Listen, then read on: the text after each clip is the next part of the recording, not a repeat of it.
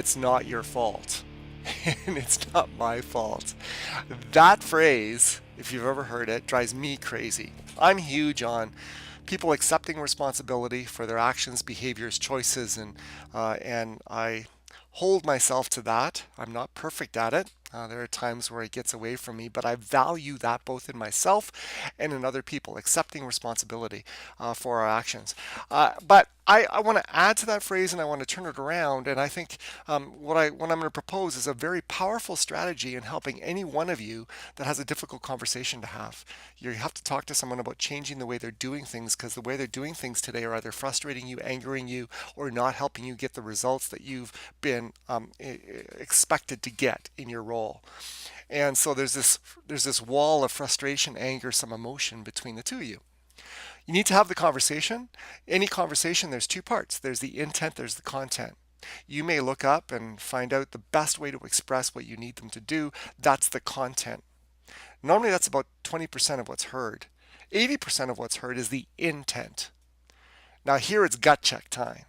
Has this become personal to you? Do you believe that they're doing it on purpose just to get your goat? Is there a part of you that goes, and you're not just mad at the behavior, you're angry at them because maybe it's been going on for a while and this conversation hasn't happened yet and they haven't had a chance to correct it? If it is, high five, you're human. We've all done it. It's easy to do. But here's my suggestion. We need to add on to the phrase, it's not their fault or it's not your fault as you're having a conversation with them.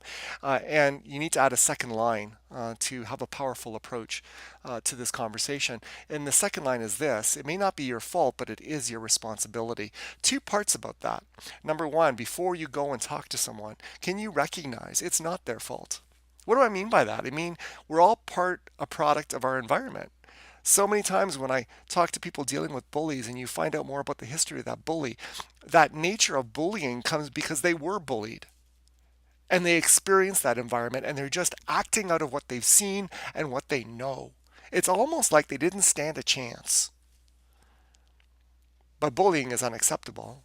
And so, when you walk up to someone and you talk about their behaviors and how it makes you feel, and I think a good opening line is, I know that's what you've experienced in the past, and you're just acting out of what you know. And so I don't hold it personal to you, but you need to know things need to change. And that is their responsibility. Here's what happens. When you can come to the place where you recognize it really isn't their fault, that it's not personal, and if it becomes personal, that conversation is not going to go well, that you can just walk up and literally be comfortable in chatting with them, starting with a recognition that it comes from somewhere else except from an intent to bother you or anger you or frustrate you or bully you. And it lets them off the hook and it puts you as partners when you talk about their responsibility to change and what they need to do. It makes that part of the conversation a lot easier as they measure your intent of one being helpful, hopeful, positive, and not negative and personal towards them.